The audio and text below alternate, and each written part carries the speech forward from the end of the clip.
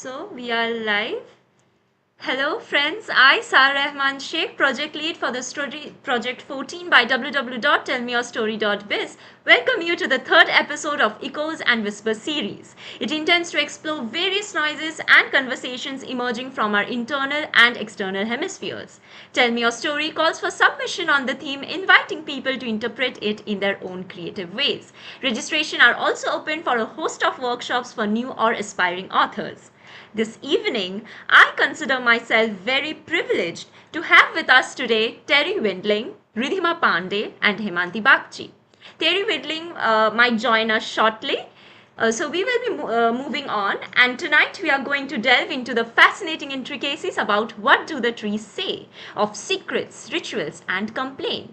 Let me begin with introducing our first panelist, Ridhima Pandey. Ridhima Pandey is a 16-year-old climate activist based in Haridwar, Uttarakhand. She started her activism in 2017 by filing a petition against the government of India for failing to fulfill its promises made during Paris Agreement. In 2019, she filed a lawsuit at United Nations with 15 other petitioners including Greta Thunberg against 5 countries: Argentina, Brazil, France, Turkey and Germany for violating child rights due to their emissions. She is a cast member of the international film The Letter. She has also been mentioned in BBC's 100 Women's List 2020. She is also a president of the Red Alert, TEDx speaker, part of the 30 for 2030 network of UN Women, and also a Mother Teresa Memorial Awardee 2021. Welcome, ma'am. We are truly glad to have you with us today. Thank you so much for having me. Just a quick correction. I was a part of 30 for 2030 Women's, but yeah, I was and not anymore, but yeah, it's okay. All right, ma'am. Thank you so much. Our second panelist is Haimanti Bagchi. Haimanti Bagchi is a folklorist and an independent researcher focused on generating awareness of folk culture, indigenous ecology, and its preservation through different modes of storytelling techniques in the corporate world, as well as before live audiences, to provide a state of equilibrium to marginal communities by identifying their rich culture as an initiative to conserve them. Her poems and short stories have been part of various anthologies and digital platforms like Smashwords, USA, TNYS Review, Readermania, Scarlet Dragonfly, Yukioto Publishing House, Shades Publishing, and The Quill House. Her recent poetry collection, Autumn of Life, by Author Press, has received accolades worldwide. She has presented her research papers for international conference at eminent institutes and universities like IIT Ropar in Pondicherry University, SRM Chennai, Swami Swasthinakananda College, Pothutta, Kerala, and Ramakrishna Mission in Narendrapur, Kolkata. Welcome, ma'am. We are immensely pleased to have you with us today. Thank you so much, Sarah. I would now like to take the opportunity to proceed with the first common question of our third episode. Trees have their own language to express themselves. Please share with us your interpersonal relation with the trees that helped you understand the language of trees in a unique way. What is your story that connected you to the trees, and what types of secrets, rituals, or complaints have you realized or learned about them that deepened your connections with them? Haimanti ma'am, you may begin first.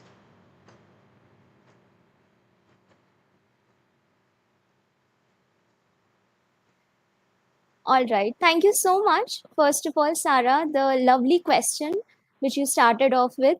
I think we really have a very deep connection with Mother Nature because we are the part of nature, right? So while I speak about our deep connection with nature, the indigenous within us, basically, we all are indigenous to some or the other land, right? Especially, I would like to speak about a very vulnerable and traditional tribe called Dongriya Kond. So they basically live in remote hamlets and that are scattered throughout the Niamgiri hill range in the southern part of Orissa.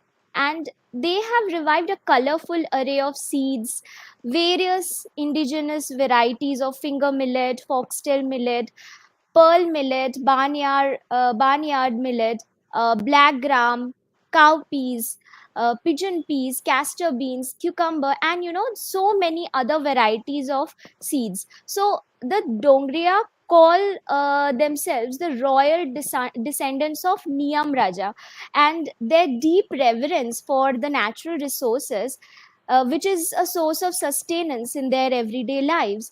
They believe that these are present in form of blessings from the deities. So whatever they see around, the hills, the rivers, the soil, and also the vegetation, everything has been given by these deities, and that is a form of prasad. So high up in the village of Hundi Jali. So the village's name is Hundi Jali, and every household you will see, it has different ways of safeguarding these seeds. And this particular community, Kond community, they are known for their heirloom seeds. So that is really special about them. And I feel that while we are talking about trees and nature being connected to us, this is a perfect example of how they are safeguarding, even in in this kind of time, we are cutting down trees, or the monoculture of in agriculture sector also, that is happening. But still these people are trying to safeguard the seeds from their ancestors, what their ancestors have seen. So some women, basically what they do is they grind neem leaves and mix them with the seed. That works as an insecticide. And there is this basket where they keep it, that is lined with cow dung as a disinfectant. And that's how they save the seeds from the previous harvest.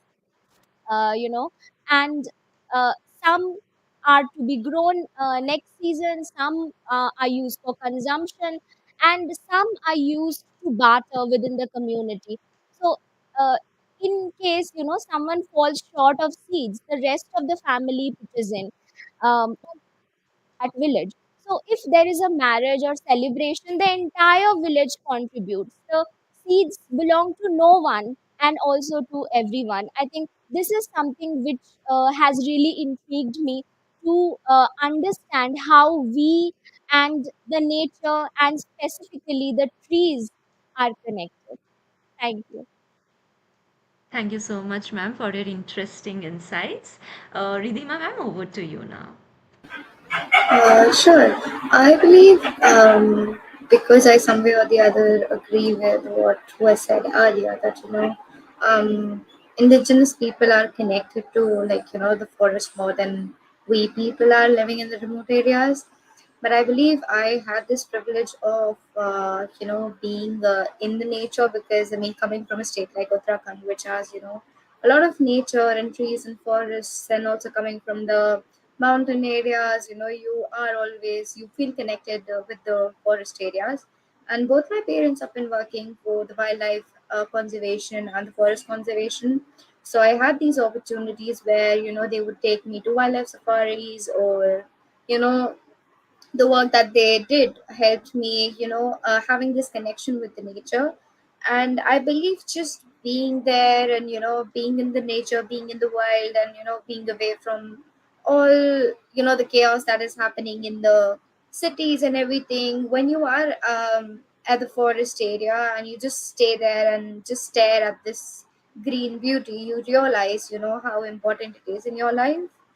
And I believe just being there, there are different phases. Even when you are in the jungle, you'll experience different phases. It could be just you are experiencing like a nice breeze being there, and it makes you feel calm and stuff. So there is this one aspect of nature, there is this one aspect of trees, that it is giving you a lot. It is giving you calm, and it is giving you the pleasure. Even when it's hot outside, we take a shed inside the tree, so it gives you this pleasure and everything. And when you start disrespecting it, the nature or the trees or everything, you be in the forest at the night, it gets scary. So that is, the other aspect or the other face of being in the nature, and that is, it can sometimes get scary if you underestimate it. So I believe, I kind of have seen and I have experienced different phases of, this being with the nature and stuff. And yeah, I believe all, the rituals or the stories that, I would say I have heard and felt connected is that we have this festival called Harela, which has been celebrated in Uttarakhand, which celebrates the green, which celebrates the new harvest and everything. So I believe all the cultures, in different states have these things within them. And yeah, even within Indian culture, even though it's not that prevalent right now, or if it's just in the talking basis, but we've had this phase, we've had this thing that, we pray, each and every single tree is associated to a significant god, and, you pray to it and stuff like that. But yeah, I mean, we are losing the values some way or the other. But yeah, I would say I was fortunate enough that I had this background, this family background, which helped me realize the importance of trees and how it is important for you to respect them. And also, just being around the trees and understanding that this calmness, or, this pleasure you cannot get, in an AC room, which you're getting, being with the trees. Thank you so much, ma'am. It's truly beautiful. Um, so yeah, and studies have shown that trees have unique abilities to communicate through, chemical signals known as mycorrhizal networks or wood wide web, and they have their own perceptions and responses towards the environment, making them a representative of Mother Nature. Now, saying that, I would like to begin with our Q&A segment. The first question is for Himanti ma'am. In many cultures, trees are revered as sacred symbols of nurturing mother. Please share your observation on the beliefs and values in the rituals and ceremonies of the tribal communities, and what insights does it offer into the deep relationship with nature? Thank you for the question. So when we try to deconstruct or understand the narratives um, from different narratives which we hear now and then in folklore, the values or the beliefs, we understand the elementary structure of indigenous culture which characterize their dependence on the nature, not only the way to fulfill their needs but also an entity to be revered, as they believe that they are born out of it, and hence they look up to the nature as a protector, as a nourishing entity. So the mode of sustenance among these communities is also selected in concurrence with the nature itself. The legends, the myths, the narratives is also selected in concurrence, and that has been passed from generations to generations. The rivers, plants, animals, like I said, that it's so much connected to their life. Like, take the example of Nicobarese tribe living in Andaman Nicobar Islands, whose lives are intertwined with nature so much that when they grow up, they are growing up basically around these forests, and develop they tend to develop this deep sense of understanding of plants, herbs, wild fruits on the island. And the ritual of garden making, or the agriculture which they do basically, is shifting agriculture among the Nicobaris. So it's an elaborate process of selecting a land for farming for the community, which is then cleared with obtaining permission from the forest deity with the help of witch doctor. Then, after various sacrificial rites and the land is then plowed and harvested thereafter, it produces the necessities for daily use of the community members. And once that is done, they leave that place unutilized and let it grow inside the forest. um, like also Ridhima was speaking about Harela, that which is a very important festival of Uttarakhand, and some regions of Himachal Pradesh, it's also celebrated. So this festival is celebrated on the first day of Shravan Mas as per Hindu calendar, and this festival also marks the onset of rainy season. Right, so they pray for a good harvest and prosperity. It also means Harela. The word also means that day of green, and the agriculture based communities in the region consider it highly auspicious, and as it marks the beginning of sowing cycle in the fields, and it attributes the very common slogan which we generally use: save the environment. So basically the collective consciousness of even the nomadic tribes like Banjaras is reflected through their songs, which articulate their indigenous beliefs and nature worship practices, manifesting the message of sustainability. The ecocentric uh, sensibilities, you can say, are the basic components of their rituals, rites, prayers, and even the festivals. So the belief that the earth is mother goddess and other deities like Seva Bhaya, the elements of nature basically, and the philosophy of Jimatvad, which means that the soul resides in all elements of nature. So it basically represents an alternative lifestyle choice that reveals their symbiotic relationship with the nature. I would also like to stop here with using a Banjara prayer song called Ardas. So it goes like this: Jai Jai Wadi, Hare Jhaderi, Lakriya Chuneri, Avakal Kot, Savakal Kot, Kor Tar Cha, Dhartir Tu Malkamchi, Chanda Suryam Samanakre Des. So it basically means hail to Mother Goddess, Earth who is draped in the green leafy, who is the helm of the four parts of the day. Let all elements, the sun, the moon, be appeased and bless all human beings and living beings of the world and above. Thank It's very intriguing and a beautiful, comprehensive explanation. Thank you so much, Himanti ma'am. The next question is for Ridhima ma'am. Ma'am, we would love to know that how your involvement in environmental activism shaped your personal growth and perspective on life. How do you balance your activism with other responsibilities of your life? Mm-hmm.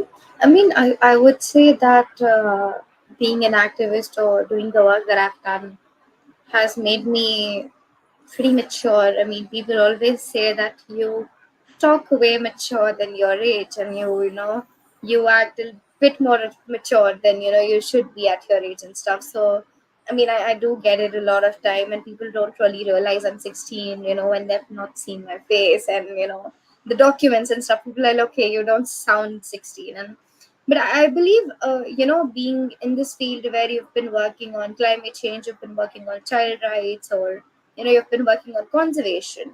I have personally felt that I have grown a lot as a person. You have who has I've evolved from being a young girl who was happy in her own world to being a woman soon, to be very honest, to being a strong person, to being a strong woman who uh, is not just speaking about herself, but is speaking for the trees, is speaking for those voices are mostly unheard, or those who don't have voices of their own to be able to communicate with the world.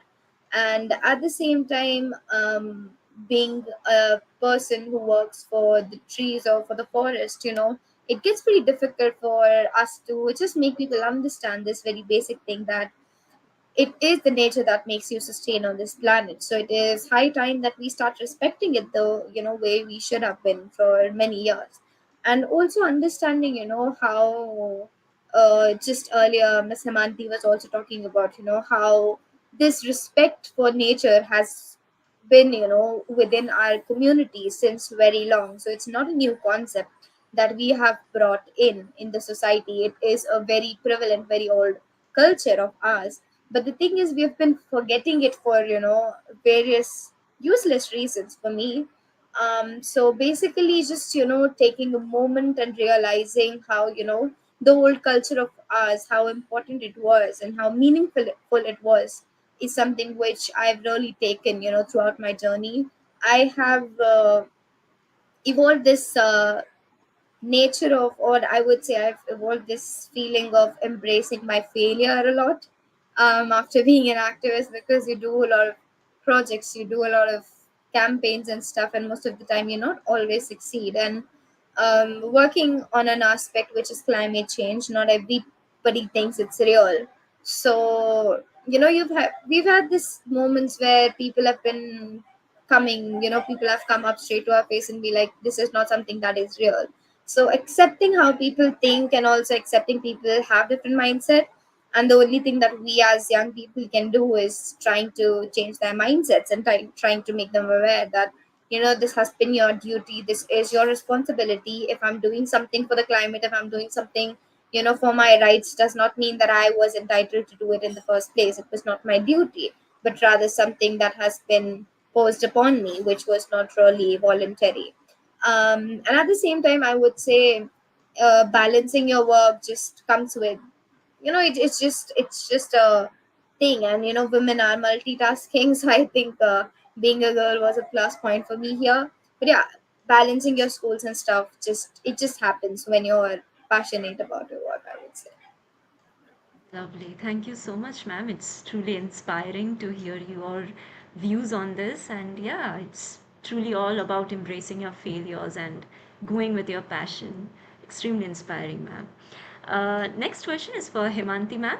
It would be wonderful if you share with us any specific myths or stories from tribal folklore that highlights the significance and emotional aspects of trees. Okay. So, in India, we would notice the blurred lines between classical, folk, and tribal narratives all the time. So, from Hindu pantheon, various deities exist in different forms, folk and tribal religions. One of them is the forest goddess, which I was also speaking about in the previous question. So, the forest goddess, who is called Aranyani. So the mention of Aranyani could be found in classical texts like Rigved, Aranyani Shuktam, and repeated in Tatriya Brahmana. On the other hand, Aranyani is referred by different names also in the folk culture, like Bon Bibi. In it's a Bon Bibi is a folk deity of Sundarban in Bengal, and Aranya Devi in Bihar, Vanadevta in Konkan, and Vanadurga in South India. Aranyani is not only a mother who protects the forest and its inhabitants, but also can take really fearsome stance when an enemy wants to destroy it. So, Bon Bibi, Bon in Bangla means forest. On the other hand, is believed to be the daughter of Ibrahim, a fakir from Mecca, who, with her brother Shah Jangli, lives in the deep forest of Sundarbans in Bengal. So the villagers living in the nearby villages sustain on the forest produce like wax and honey, and often have to go to deep forests to collect them. On the other hand, Dakhin Rai is the tiger god who does not like encroachment and often attacks these villagers. So, hence, these villagers believe that while they go to expedition for getting the forest produce, they need to invoke Bon Bibi for Muslims, and for Ban Devi for Hindus. They can save. So these two goddesses can save them from Dakhin Rai. And there are accounts of Bon Bibi which can be found in the folk literature of Bangladesh very vividly. Um, another famous Gond art of Central India is full of motifs and themes that symbolize their dependence on nature. For example, the paintings of flora and fauna, especially the motifs of peacocks, birds, crabs, mythical beasts, lizards, lion, tiger, etc. So basically all the elements of nature, and specifically tree. So, Mahua tree basically symbolizes the tree of life, that summarizes how Gond cosmology and the daily life revolves around nature. So, tree of life is a very common theme and could be found in different types of folk paintings like Madhubani or Rogan paintings as well, and putting forward this philosophy that as a giver, as a guardian and sustainer of life, a tree is the basis of life on earth. It is rooted in the mother nature and grows upwards in the direction of heaven, having a twofold philosophy of oneness with nature as well as God in heaven. So it's a medium to sustain life on earth. So these are some very interesting myths, or you can say motives, which really intrigues us, and gives us a very deep understanding of how important nature is to us. So true. So true. And actually, tribal communities are way more connected with nature. And as you go to the mainstream media, they are more detached from nature. And, like, yeah, so thank you so much, ma'am. Next question I would like to ask Ridhima, ma'am.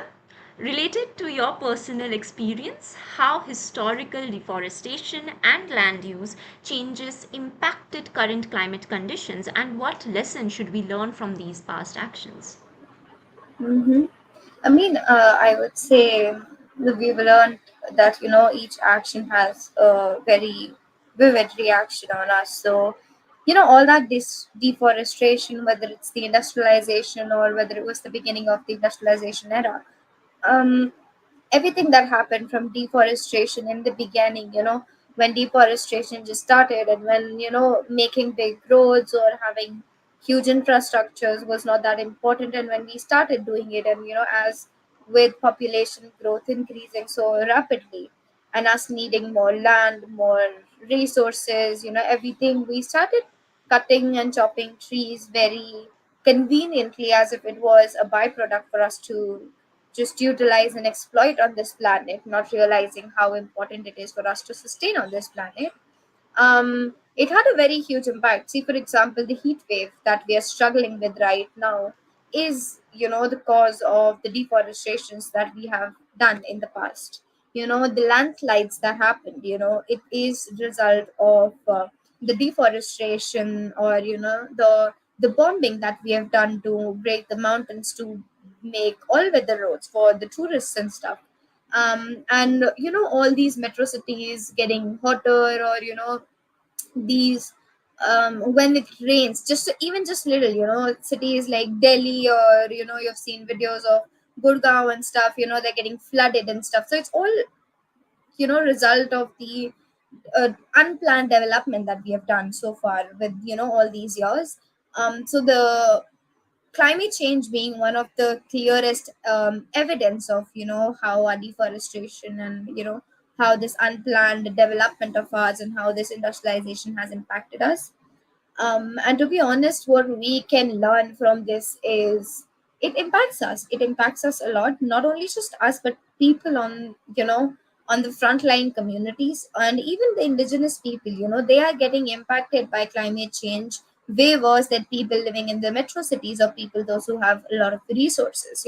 Somebody getting impacted by a heat wave who lives on the street, will have a completely different experience as compared to somebody who has a total air conditioned house, who goes to a office in a AC nice car, in a SUV or an expensive car, who when going to the their office has a air conditioned cabin and stuff, those who have a lot of people working from them. So to be honest, those two different people will have a total different experience of what a heat wave is. For somebody it will be okay, it's a little hot, but for somebody it could be a life or death situation. So it totally depends on how our actions are impacting. And again, with this, how different their experience would be, it also tells us that their contribution even is totally different to this crisis. Somebody who isn't really impacted by stuff like these heat waves, or this air pollution or water pollution that much, to as compared to somebody on the front line, has a much higher contribution to this crisis, that somebody who has been struggling with this crisis. So to be very honest, understanding that all of these actions of art, whether it's through the policy makers, whether it's because of the decisions made by the decisions maker, or whether it's because of us people, because of our greed of having more, because of having endless needs, it is impacting those people on the front line, these indigenous communities, those poor people. So sort of understanding this thing, I believe, is really important. And the only thing that we can learn from the entire history of deforestation that we have had is it is only going to make things more and more worse than it is right now. And just try to understand, if this weather, if this heat is unbearable right now, how bad it will be in the coming years if we don't do anything, and if we do not stop preserving what is left with us. And to be very honest, just quickly adding to this, I believe having this culture of afforestation, glorifying afforestation, and in under that, cutting trees, cutting those grown forests is not an option. I totally disagree and do not support this phase of people, the government, and everybody glorifying afforestation. I mean, I know afforestation is important and it has to be done, but to be very honest, comparing planting few saplings, those two would have very few, wouldn't have that great success rate, survival rate. And chopping off 10 fully grown 10, 20, 30, 40 year old trees is not acceptable. It doesn't make any sense. It doesn't make an it is totally disturbing the equilibrium of the system. So it is no way comparable that I am cutting a tree, I am planting 10 saplings. Doesn't make a sense to me. So I think we have to change this narrative as well really quickly.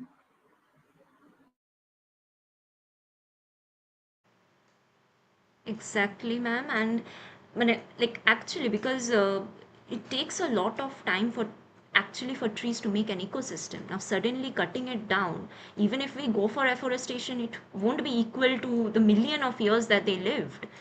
So yeah, thank you so much, ma'am. Well said. Uh, the next question I would like to ask Haimanti, ma'am. What can mainstream society learn from tribal communities about the relationship between humans and trees? In urban societies too, people worship the people and the tulsi. How is such mainstream worship different from indigenous care for the great?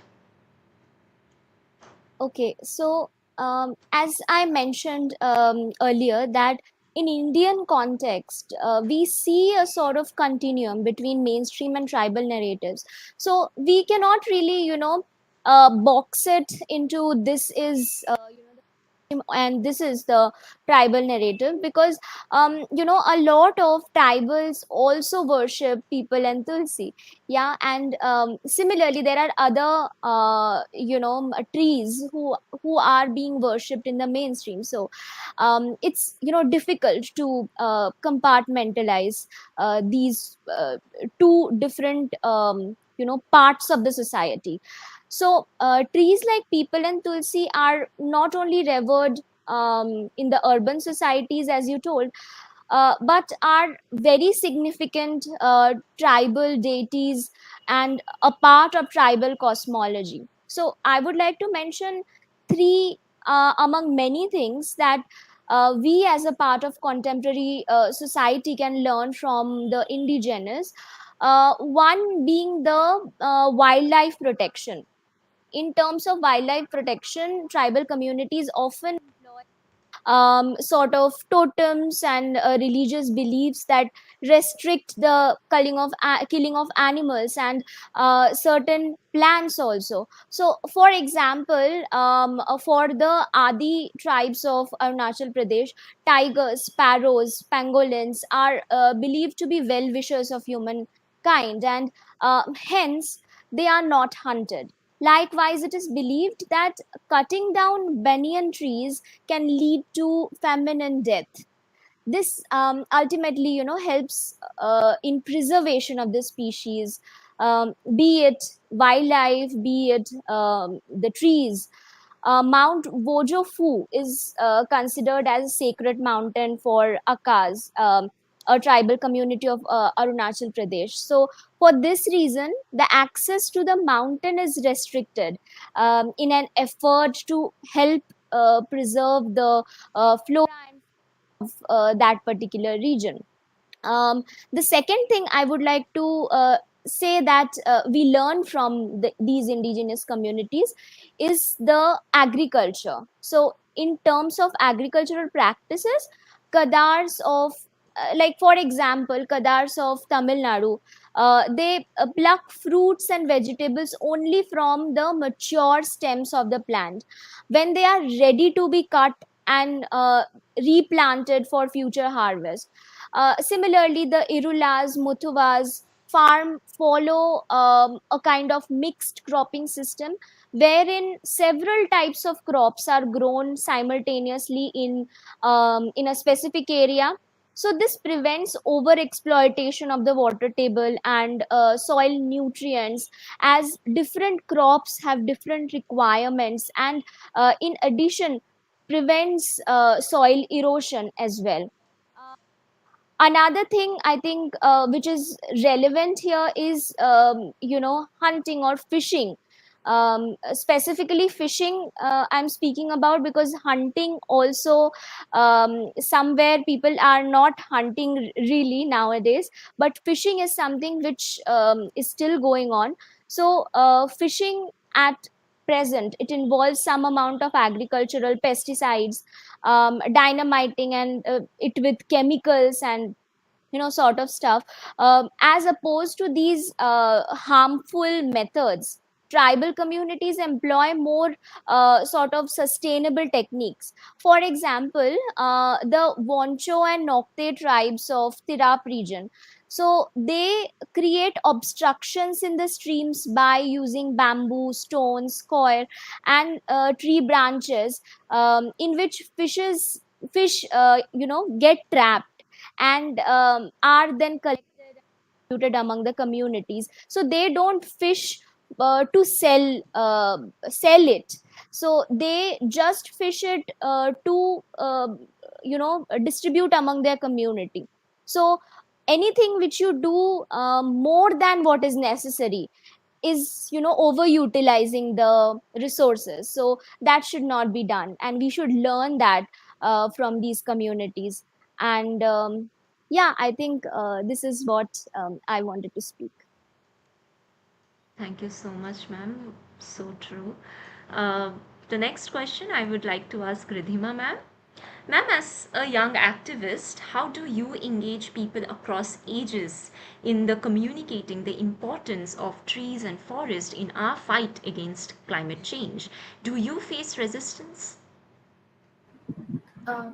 Yeah, firstly, sorry for just switching up and this the problem with my camera and stuff. I just shifted houses, so I don't have my ordinary setup and stuff. So it's a little over the place. But yeah, I mean, we do face resistance. People are not ready to listen, specifically because we are young people. It is this resentment of young people are not meant to tell old people what to do. They're supposed to be, I mean, how do I put it politely?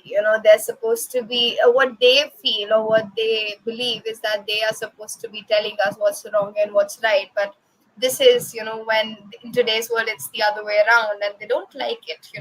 So I have had these instances where people have come up to me and they've been like, we've been through ice age and now it's getting hot. So it's all natural. So it's all God's done, and climate change has nothing to do with it. This heat, it was meant to be like this.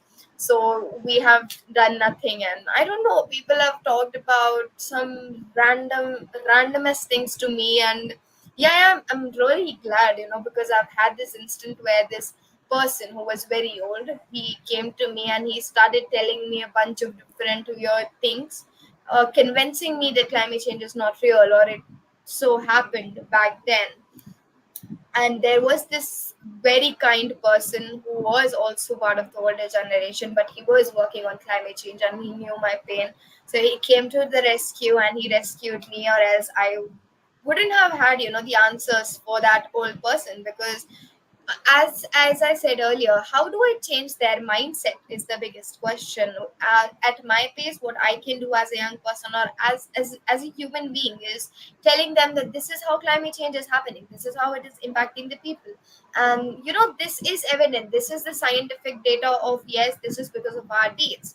But if you still don't get it, I don't know how you're going to understand, or when you're going to understand this. But it is very basic thing. If me being a 5-year old, back then when I first heard about climate change, if I would have I found it interesting, and being a 9-year old, if I understood that yes, it is because of human emissions, it is because of human actions, why you being a 40, 50-year old person who have seen the dunya, why can't you understand it?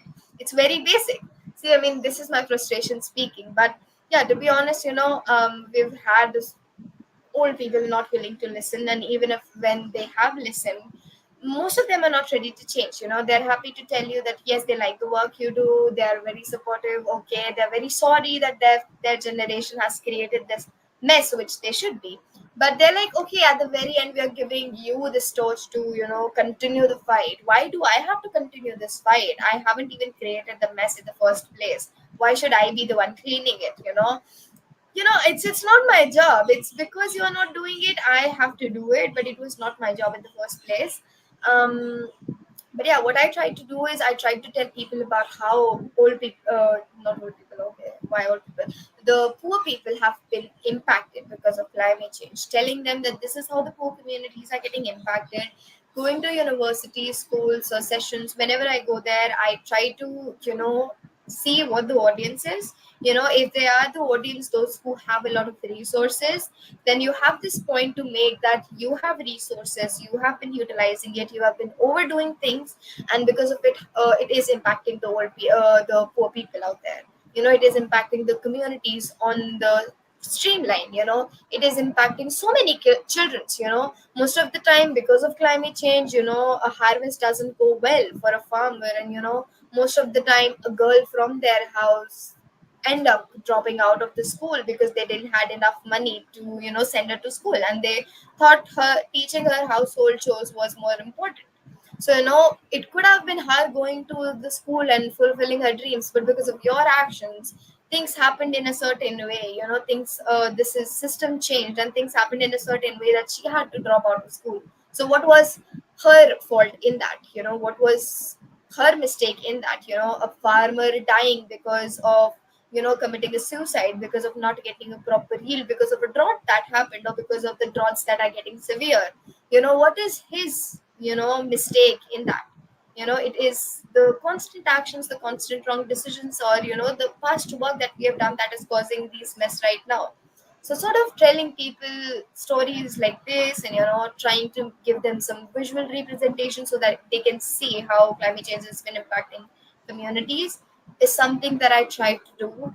And yeah, I always try to be as optimistic as I can, even though sometimes you're not. But you have to pretend so that people know that yes, there is still time for you to change. But I believe it's not very long that I can still try preaching this thing that we have time. We have time if we still change. After a few years, we won't have time to change, and at the very end, it would just be us regretting the decisions that we have made. So yeah, that's sort of is how I try to deal with things. Thank you so much for sharing your instances. It's like really it's frustrating, and mainly because these people don't want to unlearn and relearn the things. This is the main reason why even though they get it, they just remain oblivious of it. They just remain ignorant. They choose to remain ignorant. So yeah, thank you so much, ma'am. The last question, but not the least one of our panel discussion. If trees could communicate directly with us, what do you think the most urgent complaints would be regarding how they are treated?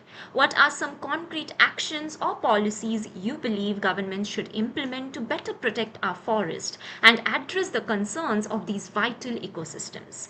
Haimanti ma'am, you may speak first. So I feel that the trees might be thinking that why do you consider uh, uh, us as others? Like humans have always considered the trees as something non-living, non-existent, not really important. Whenever we require them, we are taking all the benefits and then you know othering them, sort of. So we are they might feel that we are all family, and together we can make this world such a better place.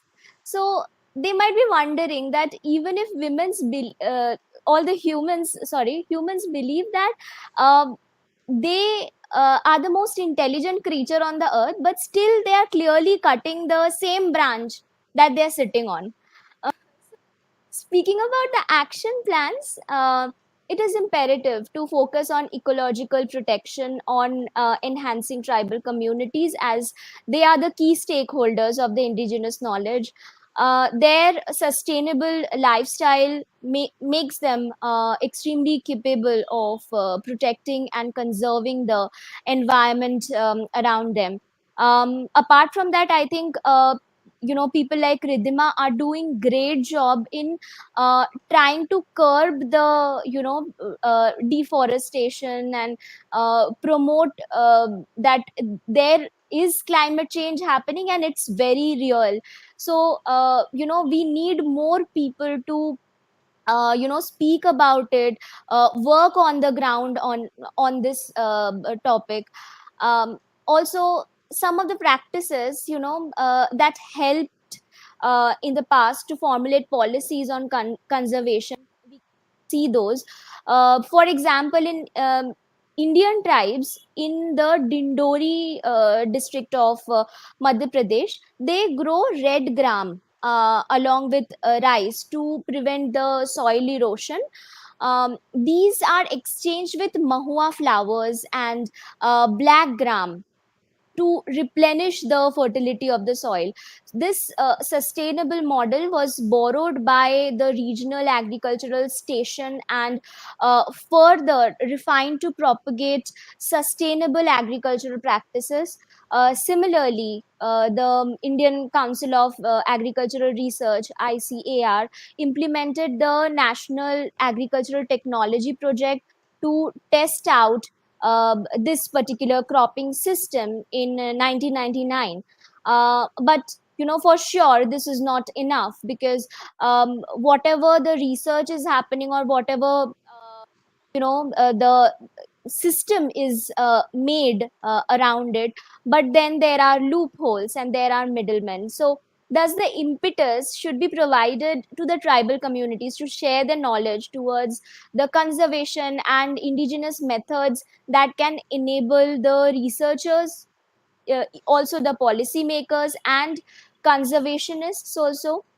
This can only be done when the tribal communities are given the positions of stewardship and are the stakeholders of the land that they have cultivated for centuries.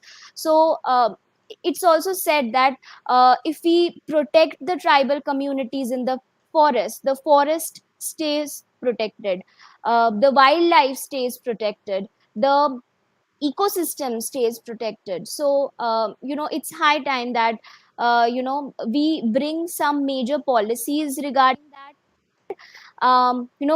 Take out the middlemen out of it, because the policies which look good on the paper are somehow manipulated, and the goodness of it is lost in the middle, because some people want to only get gains out of these sort of policies.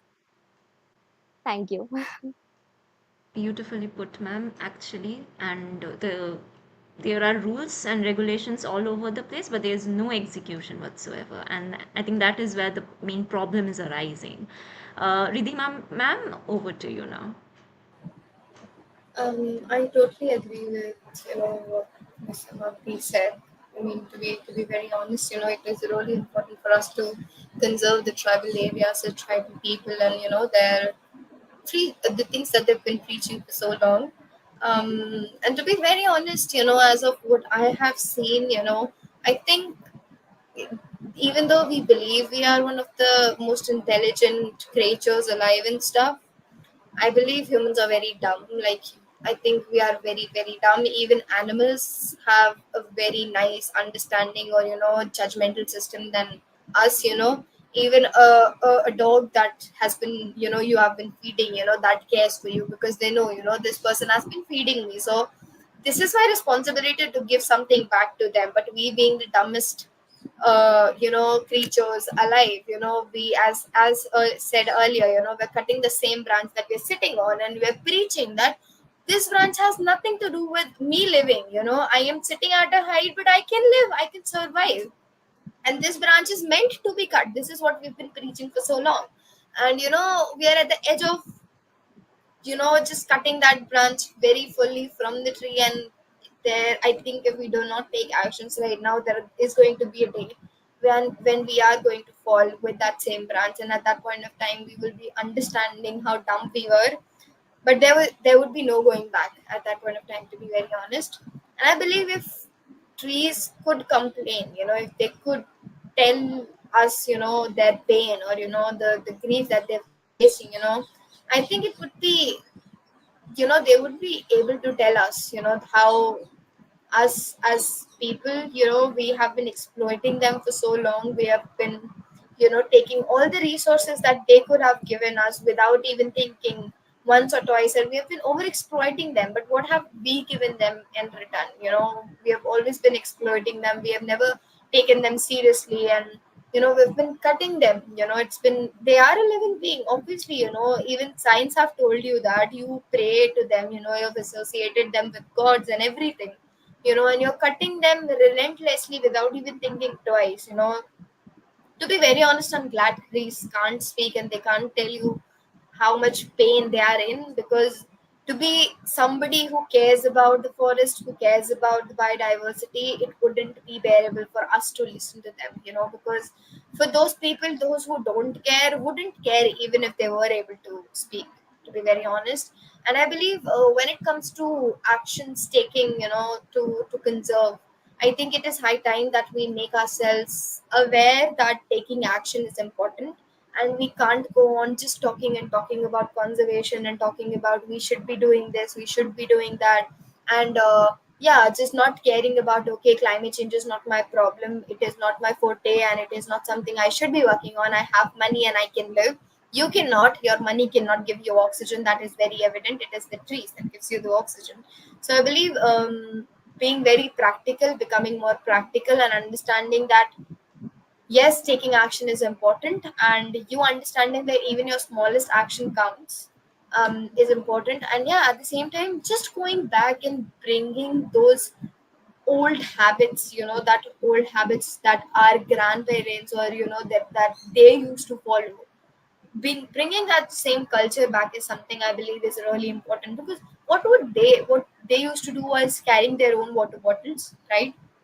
There were no Bisleri bottles back then. Even if there was, they didn't had that much money ki, we'll go somewhere and we'll buy a bottle. Kaun carry karega water bottle? That was not the case, They used to carry their tiffin box, they used to carry their water bottles, unka own thala, they used bicycles and everything. And what is happening in today's world? With humne changed kiya, we changed everything. But what is the end result?